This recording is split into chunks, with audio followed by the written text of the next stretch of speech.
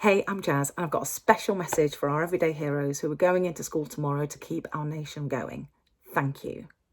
Thank you. I mean, there aren't enough words. The last 2 weeks have been horrendous, and it is probably going to get more difficult. Thank you for showing up. Thank you for going above and beyond. Thank you for finding a way of making this work. You are more amazing than you will ever know. Do you remember when mental health was a thing? When well-being was an optional extra that we put on our list under ironing and all the other stuff we had to do? Well, those days are gone. Mental health is now just health. We don't have well-being, we just have being. I think even people who, kind of felt I don't really have any mental health issues, even people who were like that before, after 4 weeks of being in the same house as the people you set up your life with and the kids you had, I think health is going to be an actual thing to think about. So we're all in the same boat. It's a great leveler. And I especially want you to think about this, because in order for you to turn up 100% you, there's no time like now to be serving from the saucer instead of from the cup. It's critically important. I used to say when I was doing literacy consultancy, right, let's imagine there's no SATs, there's no GCSEs. What is it that you want to teach? What would you focus on? What matters most? What's wanted and needed? And then my follow-up question would be, well, how do we do that then? Now we're in the position where there are no SATs and there are no GCSEs.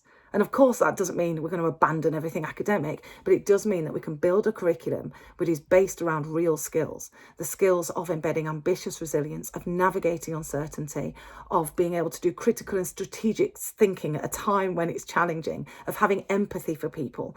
That can shape and mould your way of being in school. Because the mindset we had to have before of students have got to student up and be ready because we've got to do all this measurement and education and blah, blah, that mindset is an old model. Now you're being asked to help young people navigate unprecedented, chaos in their own lives whilst doing it yourself. And that's a challenge. That is a challenge. And if anyone can do it, it's educators. So my advice to you is to be kind to yourself first and to those that you serve. Don't be afraid about talking about how you feel and how you're navigating your own health, your own being, because I think mental health and well-being, we can say goodbye to those. It's health and being now. So don't be afraid to talk about that and to meet people. And whether you're in primary or secondary, it's going to be appropriate for you. You know your kids, but the conversations you have now are going to be the conversations that they're going to remember, not just where this is in the history books and on the new GCSE curriculum, but when they're navigating every other stressful situation they have to do in their lives. Your legacy now is their future. And most of all, don't second guess yourself. Stop looking around for, what are we allowed to do? Which is kind of how we've been in education, fearful of, oh gosh, we've got to get it right. Those days are gone. We trust you. You be a leader. You are a leader, and your best guess is our best hope.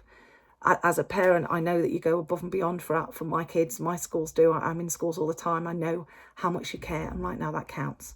So focus on being more than doing. Stay well. Wash your freaking hands. And thank you for going above and beyond.